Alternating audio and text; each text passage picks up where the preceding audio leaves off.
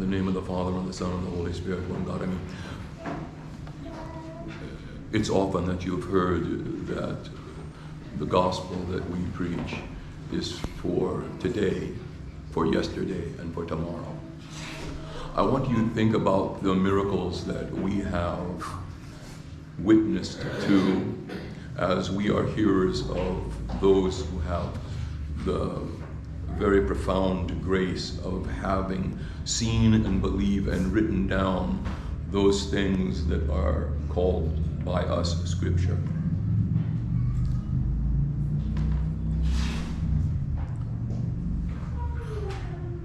In the first miracle, the wedding of Cana at Galilee, the Lord turned water into wine. Now, they didn't know in the first, the second, the third centuries, although there were a group of Greeks called atomists, and they believed very clearly about little tiny things that made up much bigger things. But think about it. How do you turn water into wine? With water, all you have to work with is hydrogen and oxygen. Where does the carbon come from? Now, so we know today this is a very clear proof that the Lord, from whose mouth, God bless you, that's three, the Lord from whose mouth came to make everything that was made, as it says in the Gospel of John in the first chapter. Without him was not anything made that was made. You find this very, very clear understanding. But they didn't see it in the same way that we have the privilege of seeing it now. They didn't see it in the way when Jesus walked on water. They just saw him walking on water. They didn't know that he had the ability to form the molecules of water so that they would be as hard as stone. And yet the character of the sea when he was walking in it, to their eyes, it hadn't changed. The winds were whirling and the waves were pitching and he was walking. Jesus wasn't going up and down like this with the waves. He wasn't a surfer. He was walking. And when the 5 loaves and 2 fish, when they kept multiplying, they didn't multiply in accordance to the ability of the Lord. They multiplied in accordance with his concern about the people that were there. Had the Lord decided to make bread, the whole world would have been covered with bread. He made enough to feed everyone so that they were full, and enough again so that the pieces taken up by the disciples would each fill a large basket, such as the one that we use to put our orban in. When the Lord decided to make the eyes of the man who was born blind, some of the fathers said that he had no eyes, that all he had were holes. And some of the fathers say that no, he had eyes, they just didn't work. But whether his eyes were there and were non-functioning, or whether he made them in that moment, what did he make them with? He spat on the ground to show, first of all, that the ground itself was not the reason for the miracle, but it was his introduction into the ground that made the eyes. He told them to go and wash in the pool of Siloam, but he didn't want the people to think that that the pool had some magic quality, like if you go into the pool that you're going to be healed of something. I meant to say this a couple of weeks ago, when we were speaking about how people become superstitious. When I would learn to baptize in the monastery of St. Bishoy, it happened to be on some feast, and there were so many children, so many babies, so many people that were involved. And mothers who wished to get pregnant and to have children wanted to drink from the Mama Dea, because it had some magical quality. All of these children, I mean, out of the womb of the church, which is the baptistry, out of the womb of the church, all these babies had come. And they wanted babies in their womb. This was the kind of the thing that the Lord wanted to dispel. So he used saliva to moisten the earth and not some special water. And he used a simple earth that was available to him. Because the one who put the stars in the heavens and made all that was made was doing the same work. And he was doing this in the way that if the Jews had not been so worried about their loss of status, that they would have recognized that this is the God that we have been looking for. This is the Messiah. He says, my Father works and I work. Well, that's it. Who is this man? You know, we know his father and his mother. Before Abraham was, I am. This man is not yet 50 years old. Abraham is dead. They looked at every way that they could to try to bring some other explanation for what was right in front of them. You know, we do this too. It's unfortunate, but we do this too. We don't think that because of what we participate in on a regular basis has more than just a little psychological benefit. I remember when I owned a gym and I had sold vitamin supplements to this man, and he came back to me and he was angry because the vitamin supplements were expensive, were high quality vitamin supplements and things of that nature. And he said, these haven't done a thing for me. And I said, oh. I said, have you been sick in the last year? Well, no. Well, were you sick the year before? He walked away.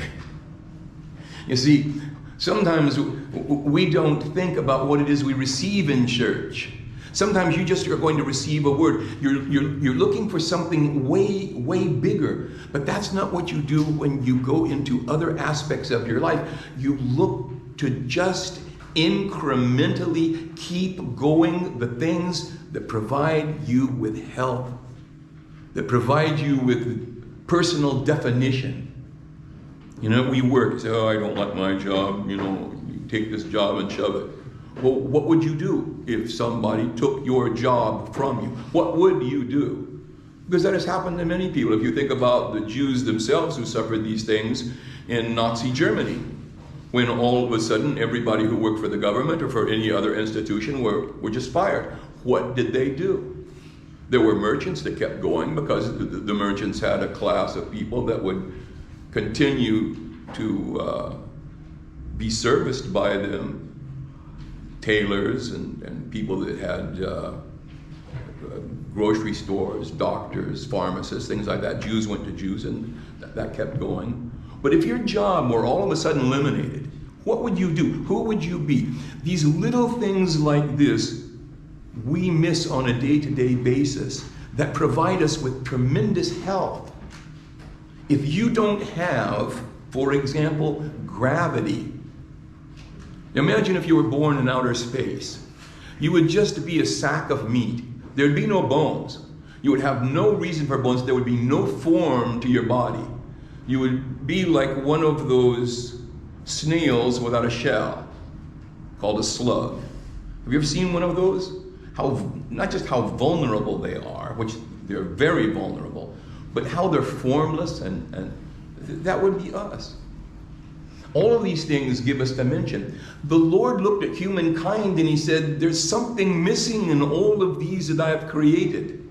They have a relationship with my Father, but they don't know how much further they can go until they receive sight. Jesus is the light of the world, and the light shineth in darkness, and the darkness comprehended it not. But remember, as many as confessed God, to them gave he the power to become the sons of God, even them that believe on his name, which were born not of blood, nor the will of the flesh, nor the will of man, but of God. You see, I have to bring the ability for people to really see deeply. I have to. And so in this man who didn't call upon him, remember there's another blind man that was sitting by the way, and he was crying out, Jesus, Jesus, Jesus. And they said, shh, shh, shh, don't bother him. And he cried out all the more. And he said, well, what will I do for you? That I may receive my sight. Okay. This was not that man. This was a completely different man, and Jesus sought him out. Because he had every potential that all of us have, except the ability to see. To see what? Remember, we say this word about St. Mark all the time. Theoremos evangelistis. Theoremos, the beholder of God. How do you behold God? With your eyes. You see inside. Jesus said, I don't mind if people are offended because I look like a man. Because I do look like a man. But I'm not merely a man. I am the Son of Man, but I am also the living Son of God. And I want you to see that. How are you going to see that? I must give you sight. So there's sight, and then the Jews had that, but they did not have insight. And they were willfully blind. The Lord didn't come to make people blind. It says in the end that we just prayed, it said, I have come so that those who do not see will see, and those who do see will be made blind. No, to be made blind means by comparison. They didn't lose their sight. They saw all of the things that they always had. They still saw Jesus. But you see, the whole point of this is that what is it that we are looking at, and what is it that we are looking with? What is the goal of our looking? You know, if you receive your sight, imagine the first time not being able to see until you're an adult. Oh, is that what a girl looks like? Wow, that's really attractive. Or, oh, what is that hanging from that tree? Oh, that's that fruit that I like to eat. How many things were there to capture the vision of the man who first received his sight?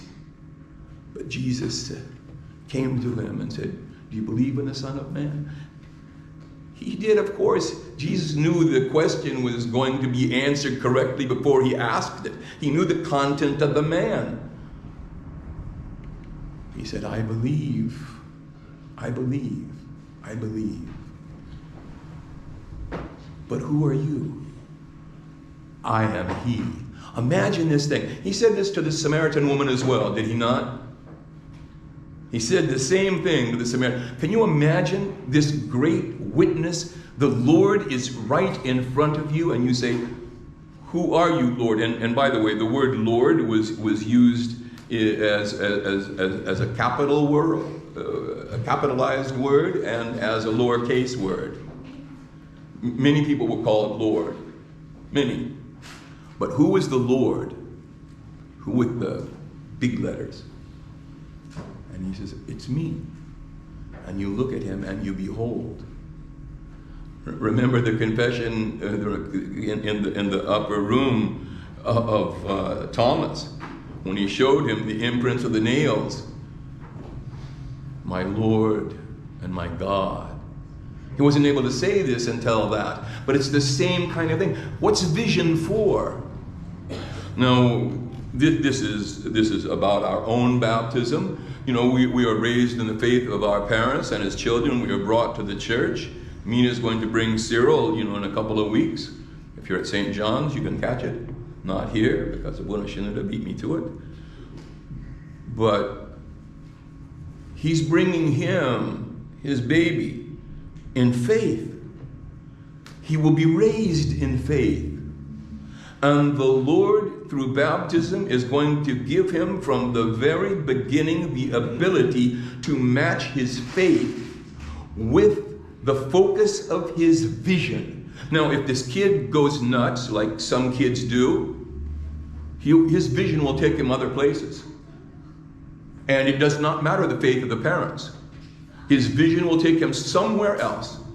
But without the baptism, even with the faith of the parents, the vision would not be possible to put these two things together.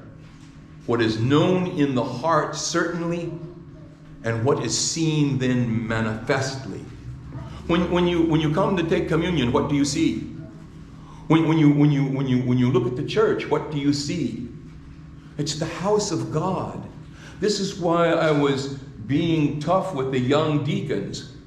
You're coming into a house that you have permission to come into, but you do not have permission to come in and relax or to mull about.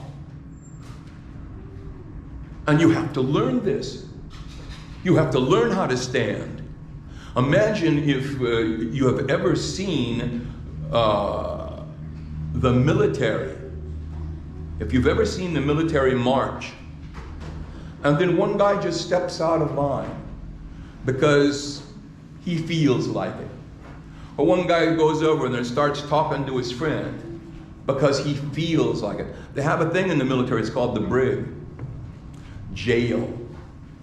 And that's where you would be. Jail. And this is for what? This is just for the discipline that we teach our soldiers so that as a group they will operate as one man. And in here the deacons are supposed to be a chorus, to sing with one voice. And all of us are to come and not be distracted by all of the myriad of number of things. Not the least of which is all the little kids running around and all of the childless women, not childless because they've never had a child, but because they don't have a little tiny cute child anymore, playing with the child that runs around. No. All you're doing is encouraging the running around.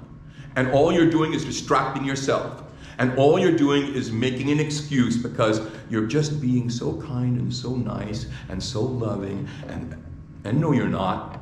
You're forgetting whose house you're in. You're forgetting what you came here for. You can do plenty of hugging and kissing and playing outside. You can go over to these people's houses and babysit while the parents get to have some time off by themselves if you really want to help. But you're not going to do any of that. No, in church, it's because it's available to me. I'll be distracted. I'll do this. You're forgetting. You know, sight, like any other gift that comes from God, is a two-edged sword. You know, if you are not careful, you can cut yourself. It's not just meant for slicing and dicing other things. I think this man was so remarkable in the way in which he answered the people that were accusers of Christ.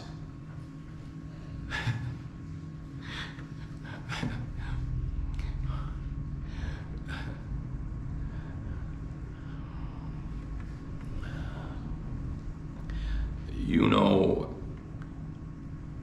his parents, the ones who raised him, they were afraid of the Jews. But this blind man who just had received sight had strength and power and boldness beyond what his parents had. To be kicked out by the Jews, to be isolated from the Jews, to be told you may not go into the synagogue or worship at the temple or to do any of these other things because you're confessing. How am I going to deny the gift that I've just been given? How am I going to do that? Think about the gift that all of us have been given in this church.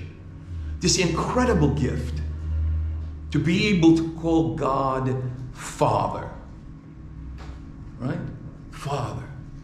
To be able to petition as children, knowing that if any child on earth has ever been rejected, that there is no chance in the world that that same child will be rejected by God, who created him.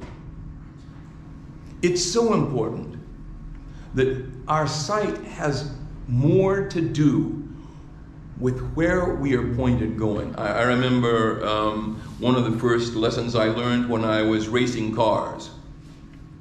It sounds so silly that why would anybody say it? Look where you want the car to go. Now, I will tell you, when you are taking a turn at 9/10 of what the car is capable of doing, right? Don't say you're going to take it at 10/10, because I don't believe you. There's maybe a couple of people like that in the world that can do that. But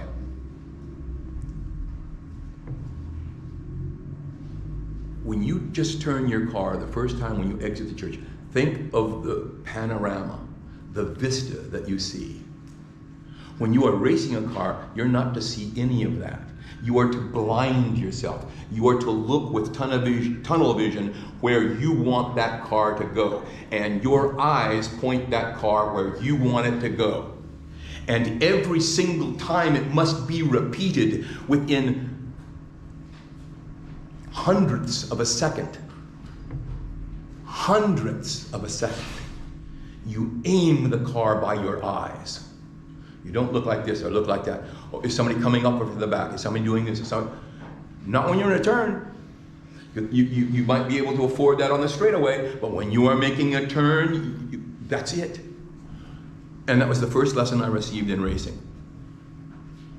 I used to race SCCA, Southern Sports Car Club of America. But I'm telling you, it works the same way with us. Where are your eyes looking? Where are you going? What are you going to do? You say, well, you know, when I get home, I got to cook some food for my husband, or I got to clean the house, or I'm... No. What are you going to do with your eyesight? How many here going to heaven? Where's heaven from here? Right from here. Irwindale, California. Now, where's heaven? Are you looking towards heaven? In each thing that you do, are you looking towards heaven? Because that's the most important thing. And that's what our eyes are for. This man was truly great. When I read the Bible sometimes, I find myself sometimes almost getting ill because I condemn myself and I say, I'm not worthy to have received all of the things that I have received.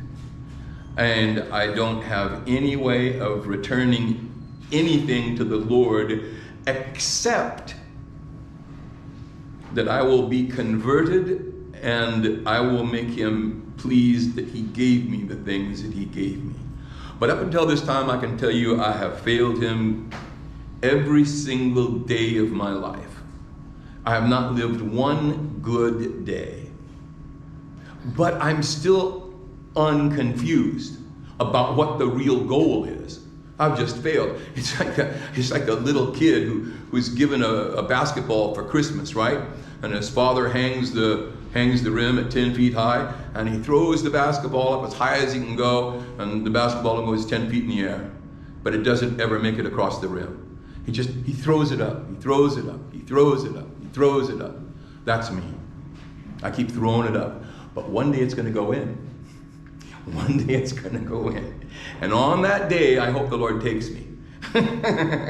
It doesn't matter that it took me my whole life to get the ball through the hoop. It just matters that I don't give up. That I know where the hoop is. That the basketball, the world, is in my hand. And I am not something that's being manipulated by the world. I hold the world. I have control of the world, and I'm trying to make it through the hoop. And if that is so, then the Lord, I am certain, will look at me and say, well, it took you a doggone long time, but you made it. And I hope all of you make it. I'm not going to succeed unless you succeed. I'm not going to be happy unless all of you are happily ensconced in God's kingdom. I don't want anyone who here today thinks of themselves as being blind. You've been baptized. You've been chrismated. See the things that are important. Don't argue over the petty things. Look at the things that are important. and focus on that. And may God have mercy on us all. We're going through a great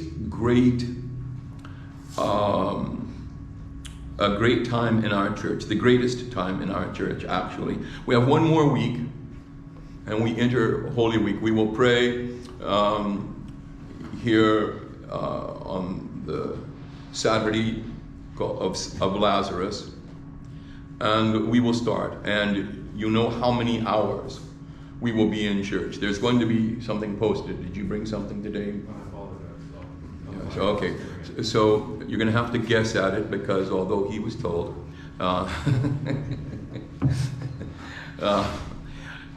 Mina's got his hands full with Cyril. Actually, it's not his hands full with Cyril. This is the problem. It's more the other person in the house. Oma Cyril. So look, pray for my health. I know many of you have been, and I feel like I'm getting healthier, and I'm hoping that I'm going to be able to participate fully. But for your health, I want you to remember deeply why you come to church. It's the only place you can get this. There is no other competing institution in the world. This is the singular and most luxurious part of life. And don't miss out. Don't be blinded by the luster of other things.